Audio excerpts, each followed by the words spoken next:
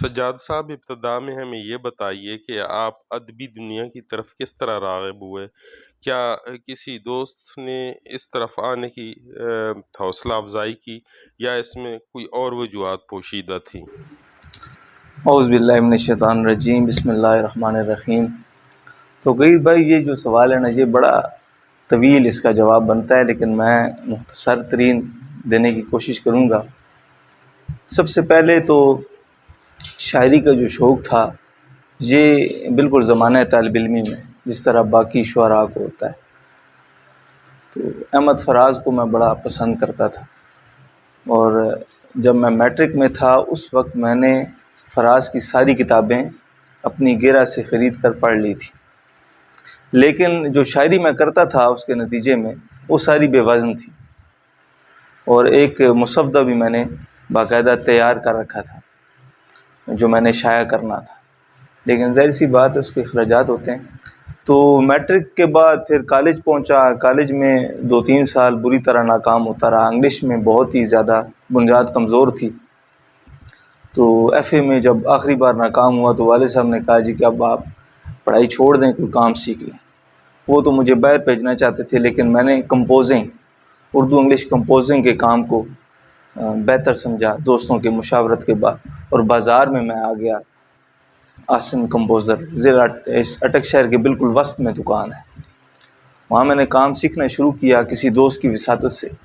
تو آپ اسے حسن اتفاق کہیں کہ اسی مارکیٹ میں میونسپل پلازا میں واحد رضوی صاحبزادہ ابو الحسن واحد رضوی، ریاض الدین صاحب کے صاحبزادے ہیں، ان کی دکان تھی، اور وہاں نظر صابری صاحب بھی تشریف فرما ہوتے تھے، اور ضلع اٹک کے تمام شعراء جو معروف ہیں، مشتاق عاجز صاحب، نصرت بخاری، طاہر اسیر، جتنے بھی شہر کے شعراء ہیں وہ وہاں روزانہ تشریف لاتے تھے۔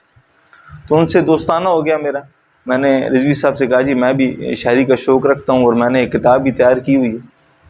اگلے دن لے کر چلا گیا ان کے پاس کلام، انہوں نے کہا جی یہ بے وزن کلام ہے، آپ جو ہے نا باقاعدہ سیکھیں۔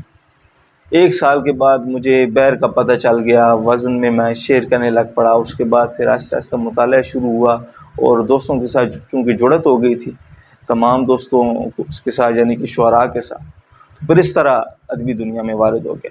ابتدائی طور پہ میں شاعر کی حیثیت سے متعارف ہوا، لیکن میں نے کچھ عرصہ چل کر محسوس کیا کہ یہ جو ادب میں تخلیقات جتنی بھی ہو رہی ہیں، معاصر ادب کو میں نے تھوڑا بہت جو پڑھا ہے، میں اس نتیجے پر پہنچا ہوں کہ شاعری جو ہے نا، یہ وہی باتیں بار بار دہرائی جا رہی ہیں۔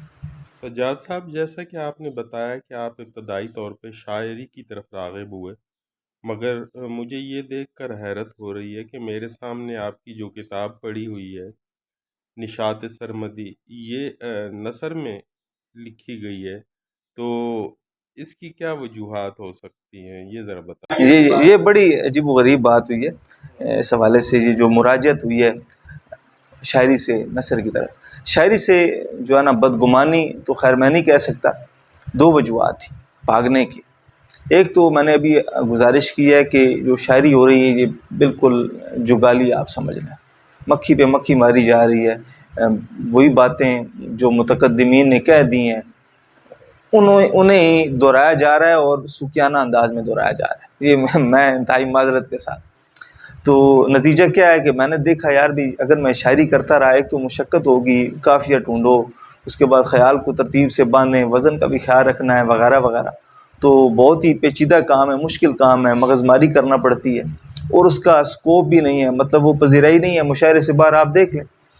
تو اس کے بعد پھر میں نے کہا یار بھی اب ادب میں نام کمانے کے لیے آپ ایسا کام کریں کہ جو اس سے پہلے نہ ہوا ہو۔ 2012-13 کی بات ہے کہ ہمارے ایک دوست تھے اظہر محمد اظہر، بزرگ تھے، ان کی شاعری کی 2 کتابیں آ چکی ہیں۔ پہلی کتاب ان کی میں نے کمپوز کی، ان سے میں دوستانہ ہو گیا۔ نتیجہ کیا ہوا کہ اس دوران وہ فوت ہو گئے، ان کی دوسری کتاب تیار تھی، تو ان کے بیٹے نے کہا یار بھی دوسری کتاب شائع کرنی ہے اور آپ میرے والد صاحب پر کچھ لکھیں گے۔ تو میں نے بیٹھے بیٹھے توقیر بھائی ایک ہی نشست میں وہ جو یادداشتیں تھیں میں نے اپنی وہ بیاض نکالی، ڈائری نکالی جو خود نوشت میں روزانہ لکھتا رہتا تھا، تو وہ میں نے ساری کی ساری یادداشتیں جو ہے نا وہ میں نے قلم برداشتہ تحریر لکھ دی، جو 12-13 صفحات پر ہوئی تھی. جب بعد میں کمپوزنگ کی اور میں نے دیکھا کہ یار یہ تو بڑا اچھا مضمون بن گیا. وہ مضمون کتاب کے آغاز میں جسماں کر کے کمپوز کر کے حافظ نثار الحسینی بہت بڑی شخصیت ہیں، پچھلے سال ان کا انتقال ہوا ہے، وہ بھی دوست تھے اظہر صاحب کے. انہوں نے مقدمہ لکھنا تھا. ان کے پاس جب گیا تو انہوں نے کہا یار سرمد کا نام تو میں سنتا رہتا تھا، تو یہ اظہر صاحب کے بڑے اچھے دوست تھے، تو انہوں نے مضمون بڑا اچھا لکھا ہے، ان سے ملوائیے. میں ادھر چلا گیا ان کے پاس، تو انہوں نے مجھے کہا یار بھی تم شخصیت کی عکاسی بہت اچھی کر سکتے ہو. انہوں نے حوصلہ افزائی کی اپنی طرف سے. طالب علم تھا، 2012-13 کی بات ہے. تو تم جو ہے نا یہ کام شروع کر دو. جی انہوں نے بالکل درست کہا. آپ نے جو شخصیات ہیں ان کی عکاسی بڑے اچھے طریقے سے کی ہے اپنے خاکوں میں، مگر اس میں ایک دو خاکے میں سمجھتا ہوں ایسے ہیں جو بالکل جن کا تعلق اپنے علاقے سے اور روایتی طریقے سے آپ نے ان پہ لکھا ہے. اگر یہ خاکے پنجابی میں یعنی اپنی زبان میں لکھے جاتے تو کیا ان کا اثر زیادہ بہتر نہ ہوتا؟ میرا جو گاؤں ہے وہ بسال ہے، میری جم پل آپ سمجھ لیں اٹک کی ہے. میں اٹک سے باہر نہیں نکلا. میرے گھر میں پنجابی بولی جاتی ہے، اور والدہ جو ہے نا وہ بڑی اچھی خالص کے بھی اور اس طرح کے جو لہجے ہیں پنڈی کے ایک جانڈ وغیرہ کے وہ استعمال کرتے ہیں. دادی بھی بولا کرتی تھی. اب بھی ایسے لوگوں سے ہمارے تعلقات ہیں، لیکن وہ میری شخصیت کا حصہ نہیں بنے. ٹھیک ہے. اور اب بھی کئی ایسے الفاظ ہیں جو پنجابی میں استعمال ہوتے ہیں اور مجھے ان کا معنی نہیں پتہ. سجاد صاحب، ہم دیکھتے ہیں کہ ماضی میں اٹک میں رہنے والے بہت سارے ادیبوں اور شاعروں نے اپنی زبان میں اور اردو زبان میں بہت کچھ لکھا، لیکن ان پر اس طرح سے کوئی کام نہیں ہو سکتا، نہ ہی ہو سکا، اور نہ ہی ان کی کتابیں دستیاب ہیں. بہت سارے لوگوں نے ان پہ پی ایچ ڈی کی ہے، ایم فل کی ہے، یا اپنا مقالہ لکھا ہے، مگر انفرادی طور پر ان کی کتابیں نہیں ملتی. اس کی کیا وجہ ہو سکتی ہے؟ جہاں تک میرے مطالعے میں ہے کہ چونکہ میں کمپوزنگ سے وابستہ ہوں، تو مختلف کالجز میں یونیورسٹیوں میں، جامعات میں ان پر تھیسز لکھے جا چکے ہیں. ٹھیک. کئی تو ایسی شخصیات ہیں جن پر دو تھیسز لکھے جا چکے ہیں، دو تھیسز لکھے جا چکے ہیں. اب سعادت حسن صاحب کو دیکھ لیں، اور شوکت محمود شوکت صاحب کو دیکھ لیں. ان پر 2 یونیورسٹیوں میں 2 ایم فل کے مقالے لکھے جا چکے ہیں. اس کے علاوہ انفرادی کوششوں میں آپ دیکھیں ڈاکٹر ارشد محمود شاہ صاحب نے کوششیں کی ہیں ان کا کلام یکجا کرنے. نوادرات علمیہ نظر صابری صاحب کی ایک تنظیم تھی جس کے تحت انہوں نے مختلف اٹک کے جو پرانے شعراء تھے اور مصنفین تھے ان کے کام کو یکجا کرنے کا بیڑا اٹھایا تھا، اور بہت سا کام انہوں نے کیا بھی ہے. اس کے بعد آپ دیکھ لیں یہ المیہ ہے ہمارا، انفرادی کاوش کوئی نہیں کر رہا. ابھی آپ نے فرمایا نا کہ پی ایچ ڈی کا جو اسکالر ہے اس کی مجبوری ہے ڈگری حاصل کرنا، تو اس بنیاد پر وہ کام کرتا ہے. تو اگر وہ اسے خود کرنا پڑ جائے اپنے پیسوں سے، یا کتاب شائع کرنی پڑ جائے، تو وہ نہیں کرے گا.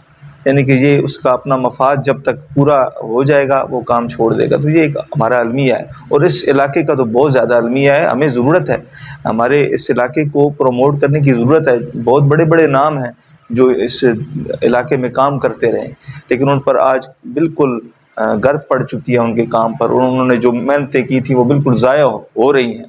اور ہمارے جو بڑے بڑے محققین ہیں اور جو ہمارے اس دور کے مصنفین ہیں اٹک کے، جو مالی طور پر بھی مضبوط ہیں اور وہ کر سکتے ہیں، وہ نہیں کر رہے. تو یہ اس چینل کے ذریعے میں یہ بھی پیغام پہنچانا چاہتا ہوں کہ یہ ہمیں کرنا چاہیے. ہمیں اپنی وراثت کی حفاظت خود کرنی ہے. پنجابی کے گھیبی اور چھاچھی لہجے میں مقامی طور پر بہت کچھ لکھا جا رہا ہے. اس کی صورتحال کے بارے میں بھی آپ ہمیں کچھ بتائیے. بہت کم لکھا جا رہا ہے، کم لکھا جا رہا ہے. آپ کی کتاب ہے ماشاءاللہ وہ تو بالکل اسی لہجے میں ہے. اس کے علاوہ جو طاہر اسیر نے بھی بڑی کاوش کی ہے، ثقلین انجم صاحب کاوش کر رہے ہیں، مشتاق عاجز صاحب کی کتاب بڑی اس حوالے سے مستند ہے.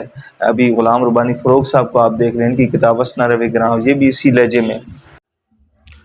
آپ ایک ادبی میگزین سے بھی وابستہ ہیں، اس کے بارے میں بھی ہمیں کچھ بتائیے. 2019 سے میں تنک رنگ کے نام سے شمارہ شائع کر رہا ہوں. داؤد تابش ہمارے دوست ہیں، یہ مدیر اعلیٰ ہیں، میں مدیر ہوں، اور سرپرستی حسین امجد صاحب فرما رہے ہیں. 11 شمارے الحمدللہ آ چکے ہیں، اور اس میں ہمیں یہ اختصاص حاصل ہے کہ یہ چوتھا خاص نمبر آ رہا ہے ہمارا.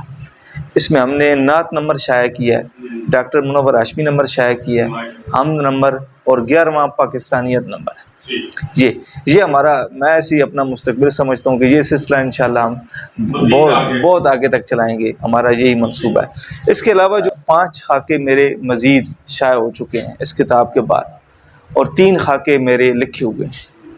والد صاحب پر میں خاکہ لکھ رہا ہوں جو طویل ہوگا، اس کے بعد یہ اگلی کتاب مکمل ہو جائے گی جس کا نام میں نے مدح شہر یاراں تجویز کیا ہے۔ اس کے علاوہ اس کتاب کے نشاط سرمدی کے آخری صفحے پر میں نے کچھ کتابوں کی، غیر مطبوع کتابوں کی فہرست دی تھی، جن میں نغمہ سرمدی، وہ تنقید تو جاری ہے، کچھ مضامین میں لکھتا رہتا ہوں۔ ایک جو سب سے بڑا میرا اچھا کام میں اپنا سمجھتا ہوں وہ ہے ضلع اٹک ادبی بیٹھکیں۔ یہ میری تحقیق ہے، اور اس میں میں نے 25 ادبی بیٹھکیں ہیں جو اٹک شہر کی ہیں، جن میں نئی پرانی ساری شامل ہیں، اور تقریباً میں 15 ایک پر کام کر چکا ہوں، اور باقیوں کے ساتھ ساتھ میں انٹرویو جو دوست مجھے وقت دیتے ہیں میں لے کر وہ قلم بند کرتا رہتا ہوں۔ اس کے علاوہ علم عروض، چونکہ میں نے رضوی صاحب سے پڑھا تھا تو اس میں نے دیکھا کہ علم عروض میں بہت سی خامیاں اور کمیاں رہتی ہیں جو طالب علم کے لیے بہت، ان کے سیکھنے کے راستے میں بہت بڑی رکاوٹ ہے۔ تو اس پر میں نے ایک کام شروع کیا ہوا ہے عرصہ دراز سے، لیکن وہ کام اتنا پیچیدہ ہے کہ میرے تعلیمی جو مراحل ہیں نا اس میں رکاوٹ بنتا ہے، تو میں نے اس پہ آہستہ آہستہ کام کر رہا ہوں۔